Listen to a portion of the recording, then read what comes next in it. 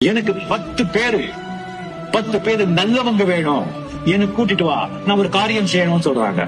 சரி குருதேவா அப்படின்னு சொல்லி துரியோதனா புறப்படுறா. நல்ல 10 பேர் நல்லவங்களுக்கு தேர்வு இருக்கு. தர்மரை கூப்பிடுறாங்க. தர்மராஜா, நான் ஒரு காரியம் செய்யணும், எனக்கு 10 பேர் கெட்டவங்க வேணும், 30 நாள் டைம் கொடுக்குறேன், ராஜ்யத்துல சுத்தி கொண்டு வாங்க சொல்றாங்க. அவரு போறாங்க. 30 நாள் முடியுது.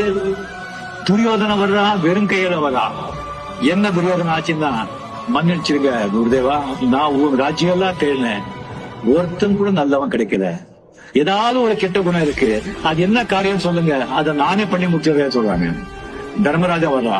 அவரு தனியா வர்றாரு. என்ன தெரியுமான்னு கேட்டா, மன்னிச்சிருக்க குருதேவா, நானும் 10 கெட்டவங்க பார்த்து ஒருத்தர் கெட்டவங்க கூட கிடைக்க மாட்டேங்கிறான், எல்லாம் நல்லவங்க தான் இருக்காங்க, அது என்ன காரியம் சொல்லுங்க, நானே முடிச்சிருக்கேன்னு சொல்றாங்க.